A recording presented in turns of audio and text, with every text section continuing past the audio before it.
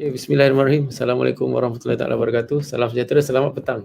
Untuk yang belum kenal, nama saya Dr. Ruhaizat bin Daud. Kepakaran saya ialah membantu kaum lelaki dewasa dan kanak-kanak untuk bersunat dengan selesa, cepat dan selamat bagi mendapatkan burung yang sihat, bersih dan menjadi idaman wanita. Saya juga adalah doktor perubatan keluarga yang membantu pasangan yang masih lagi belum dapat anak untuk membuat pemeriksaan awal kesuburan sebelum saya rujuk untuk berjumpa dengan doktor pakar kesuburan di hospital swasta ataupun hospital kerajaan.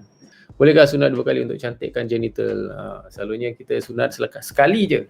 Tapi isunya yang saya nak bangkitkan pada petang ini, hari ini ialah isu sunat kampung. Sunat kampung. Yang ini isu sunat kampung ni, orang especially yang lelaki dewasa sekarang lah.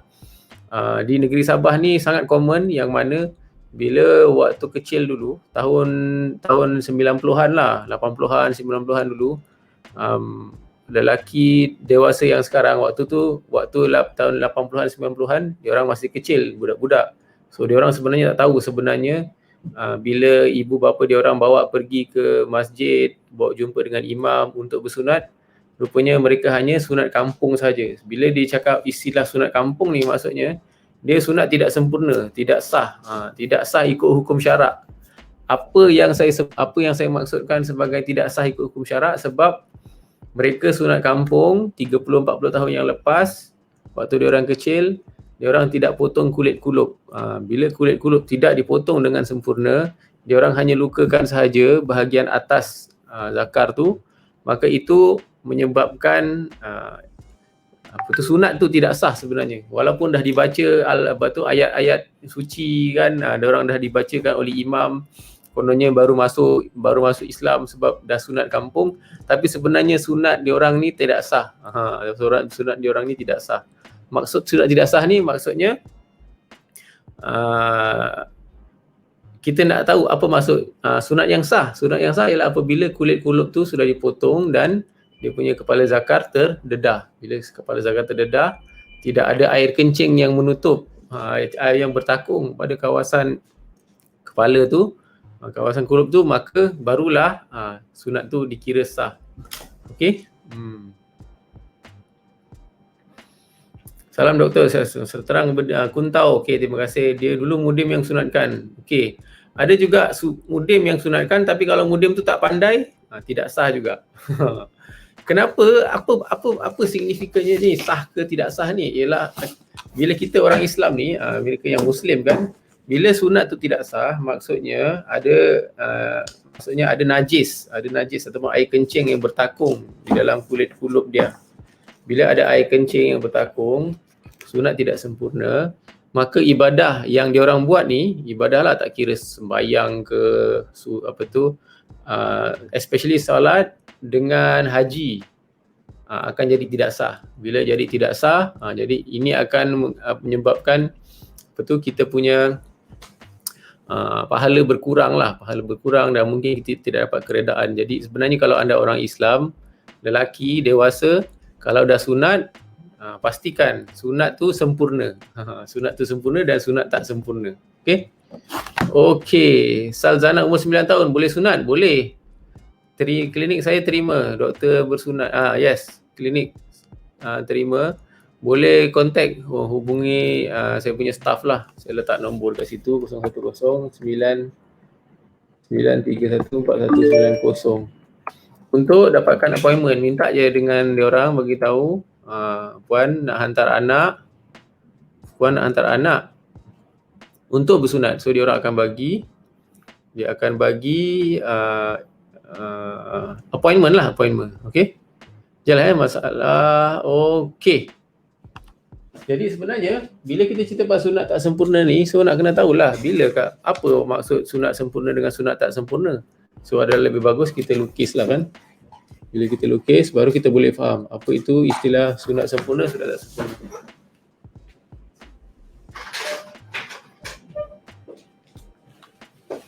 Ya, ambil pen. Okey.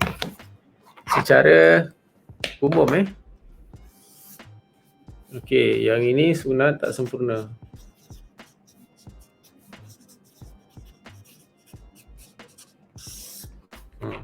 Sunat tak sempurna apabila yang ini Kan, yang ini ada kulit-kulit dia. Kan? Yang ini kepala zakar, ini batang.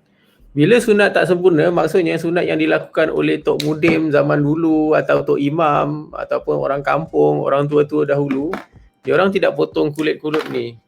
Dia orang hanya lukakan, dia orang kasih potong kulit di sebelah atas. Bila dah kulit sebelah atas tu, bila nampak dah berdarah, so itu dah dikira sunat. Yang ini sunat kampung. Yang saya hanya jumpa di negeri Sabah je. Di Semenanjung saya tak ada orang Semenanjung, orang KL yang sunat kampung ni yang hanya buat begini.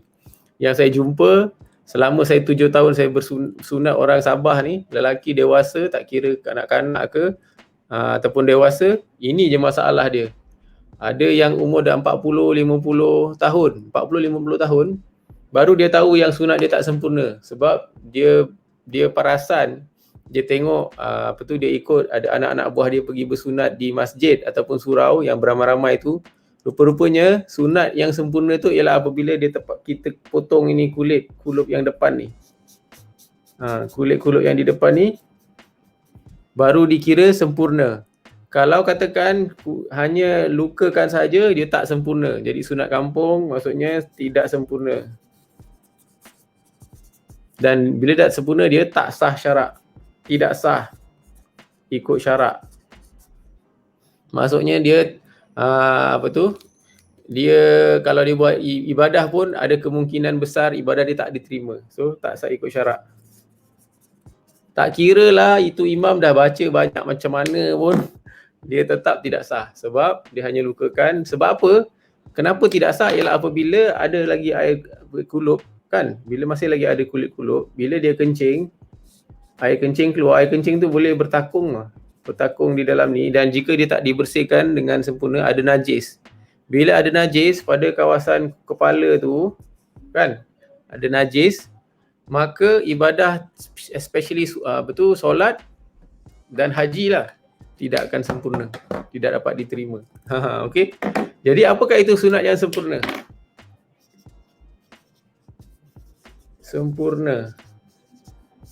Sunat yang sempurna ialah sunat apabila sama juga begini. Ni ada kulit-kulit kan begini. Okey. Sunat yang sempurna ialah apabila kulit-kulit dipotong. Kulit-kulit yang depan ni kita potong. Yang ini dipotong. Ini dipotong. Jadi dia akan exposekan, dia akan dedahkan glans penis ni. Ini glans. Ini glans. Nama dia glans. G-L-A-N-S. Bila glans terdedah, bila dia kencing, tidak ada air kencing yang bertakung. Bila tak ada air kencing bertakung, lebih suci, lebih bersih. Jadi bila kita dicuci, dia takkan bertakung dekat sana, dan itu yang sebenarnya kita mahukan. Dan ini akan memastikan yang dia punya sunat dia sempurna dan sah syarak. Sunat sempurna dan sah syarak. Sah ikut hukum syarak, ikut hukum. Kan kita orang Muslim ni kan suka sangat berhukum kan. Ini hukum dia. Ini hukum dia sah. Yang ini hukum dia tak sah. Kan? Asyik ikut hukum je kan. Ini hukum. Hukum sah disebabkan oleh kulit yang di depan tu sudah dipotong. Jadi sebenarnya dia punya luka tu akan sebenarnya dekat sini lah. Ada kesan jahitan. Ini adalah keadaan yang saya jumpa. Yang ini hanya berlaku di negeri Sabah je. Di Semenanjung tak ada. Sebab apa tak ada? Sebab tak ada istilah ni sunat kampung di Semenanjung. Hanya ada di Sabah saja yang ada sunat kampung. Okey. Jadi untuk mereka yang beragama Islam, sudah berumur 30 tahun, 40 tahun, 50 tahun, 60 tahun, tapi dia tak pasti sama ada dia punya sunat ni sempurna ke tidak, boleh je datang klinik untuk saya tolong periksa, free, percuma, FOC, tak perlu bayar. Kita tengok sama ada dia punya sunat tu sah tak ikut hukum syarak. Kalau sah, alhamdulillah. Boleh pergi haji, boleh pergi umrah, boleh buat solat dengan hati yang tiada was-was. Tapi kalau katakan dia punya sunat dia tidak sah, maksudnya tak ikut hukum syarak, maka dia punya solat dia tidak sah. Bila solat dia tidak sah, ada kemungkinan selama anda berumur daripada kecil, daripada akil balik 12-13 tahun sampai sekarang umur 30-40 tahun, 50 tahun, kita takut, kita khawatir yang you punya ibadah tu tak diterima. Ibadah tak diterima. Especially ibadah yang memerlukan kesucian diri. Iaitu perlu elakkan daripada ada najis pada badan sewaktu solat, sewaktu umrah ataupun sewaktu haji. Boleh faham tak ni? So kalau sekiranya anda adalah isteri yang ada suami, suami anda pun perasannya, dia perasan anda isteri, tapi anda tengok suami anda punya lelaki, anda punya zakar kan, zakar suami anda tidak sempurna, dia punya sunat. Wajibkan dia datang untuk buat pemeriksaan. Suruh dia sunat balik semula. Ramai lelaki yang tidak sempurna sunat datang ke klinik untuk dapatkan sunat lagi sekali. Terpaksa sunat 2 kali. Adalah lebih bagus daripada hidup tidak sempurna, hidup tidak rasa tidak selesa. Sebab apa? Kita takut dia punya ibadah dia tak diterima. So bila mereka datang, kita akan tanya, kita akan periksa, tengok kalau katakan dah sempurna, tak perlulah. Tak perlu. Okey? Boleh faham tak ni? Yang ini sangat penting. Sebab apa? Saya sangat risau sebab isu sunat kampung di negeri Sabah ni meluas daripada Beaufort sampai ke Pitas, Kudat, sampai ke Kinabatangan, sampai ke Sandakan, sampai ke Tawau, sampai ke Sempurna. Semua saya dah jumpa. Dan dia ini adalah sangat-sangat common, sangat-sangat biasa di negeri Sabah. So yang ini yang saya nak bantu. Okey? Okey, ada soalan ke tidak? Saya tengok ada soalan. Kalau sunat masa baby boleh tumbuh balik ke? Kalau sunat masa baby, kita tengok juga. Kadang-kadang kalau sunat waktu baby kan, yang ni soalan Mark ni kan. So sunat waktu baby, yes. Sekarang punya trend, especially di Semenanjung di Semenanjung, baby lelaki dalam umur 1 hingga 7 hari dia orang dah sunatkan. Lebih cepat. Sebab apa? Waktu dia orang sunat waktu baby ni kan, dia punya penyembuhan ni jauh lebih cepat dan dia punya proses jauh lebih mudah. Cuma isunya bila membesar kadang-kadang dia pandai tutup balik. Kalau tutup balik nak kena repair balik lah. Jenis sempurna. Okey, jangan bagi gambar dekat sini. Nanti kena ban nanti. Salam doktor, doakan saya pemudahkan sekarang 5 cm. No, alhamdulillah, tahniah 5 cm. Banyak-banyak berdoa, banyak-banyak bacakan selawat baca selawat, banyak berdoa. Kalau ada suami di sebelah pun bagus, tapi saya rasa waktu COVID ni suami tak dibenarkan masuk kan.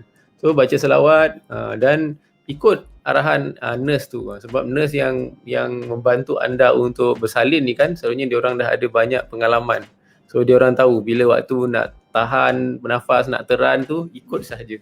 Okay, hopefully anda dapat lahirkan anak yang comel. Okay, doktor, kalau lari luar daerah buat appointment sunat masih ada surat di klinik. Okay, Kuntau boleh dapatkan info lebih lanjut dengan kita punya nurse. Ada nombor yang saya letak di kan, 0109314190. Bagi tahu dengan nurse untuk dapatkan appointment untuk sunat. Walaupun anda berada di luar kawasan, kita boleh bantu untuk bagi surat pelepasan lah.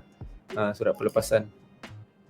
Murni mau mau tanya, kalau budak sada sawam 13 tahun bersunat dalam keadaan COVID, hospital berbahaya, boleh? Kalau dia sawan dan sawan dia terkawal kalau dia sawan dan sawan dia terkawal dengan ubat sawan boleh buat, tak jadi masalah.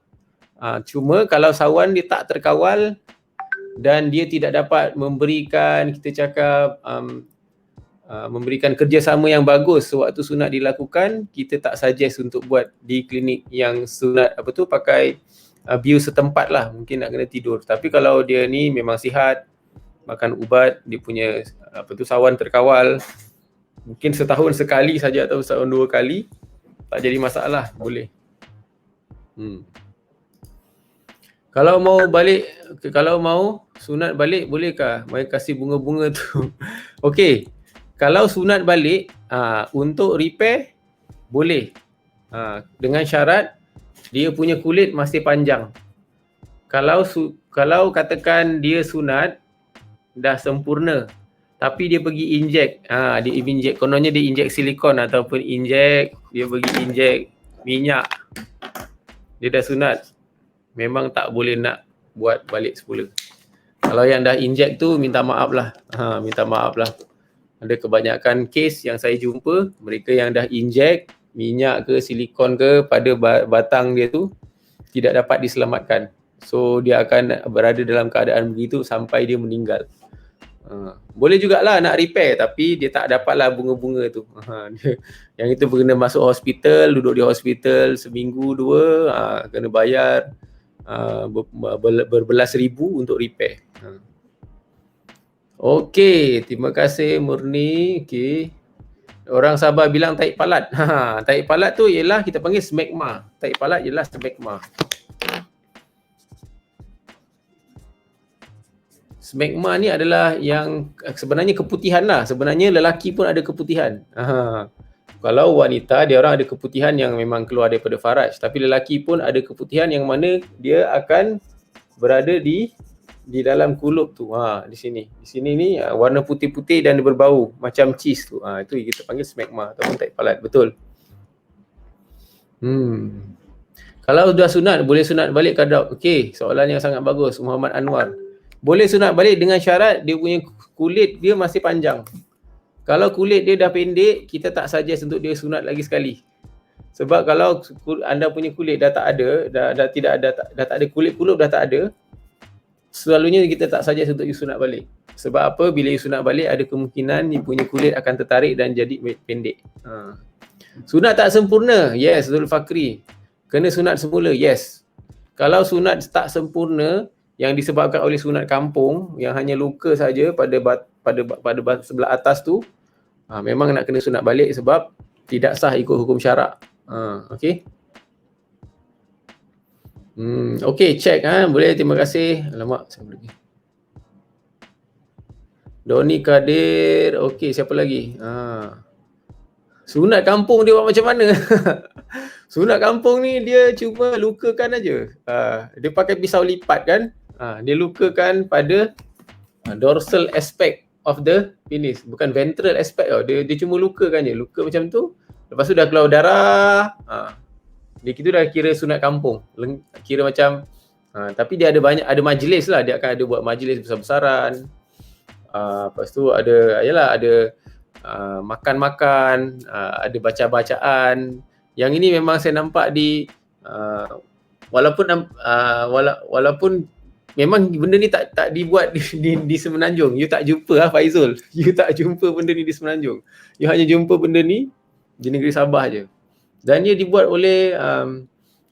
oleh imam selalunya, imam. Dia kasi luka je sebelah atas. Cuma ada sedikit laceration wound yang dah keluar darah. Dia macam sunat perempuan, baby perempuan. Asal ada luka kan, tu dah dikira sunat. Yang ni lelaki dewasa. Lelaki ni bukan dewasa lah, kanak-kanak. Dia buat macam tu. Lepas tu ada bacaan, ada makan-makan, buat mungkin di surau masjid. Lepas tu dia orang akan cakap, okey, anda semua sudah masuk Islam. Saya pernah tengok sendiri benda ini ritual ni. Dia adalah ritual saja. So dari segi syarak dia tidak sah, tapi kita kena bagi tahu. Okey. Minyak apa injek tu? Selalunya dia orang letak minyak kelapa je. Mak Zun. Yang ini, yang injek-injek ni selalunya mereka yang satu bukan orang bertauliah lah untuk buat injection. Kadang-kadang dia orang ni jumpa kawan-kawan, ikut kawan. Ikut 10 orang, 20 orang kan ikut pergi. Daripada 10 orang tu, satu dua mungkin jadi, yang lain kan semua tak jadi.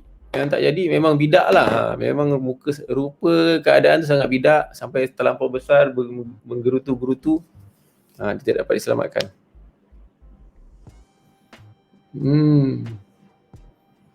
Maksud kasih cantik itu batang, selalunya tidak. Kalau sudah pernah sunat, memang kita tak boleh sunat lagi.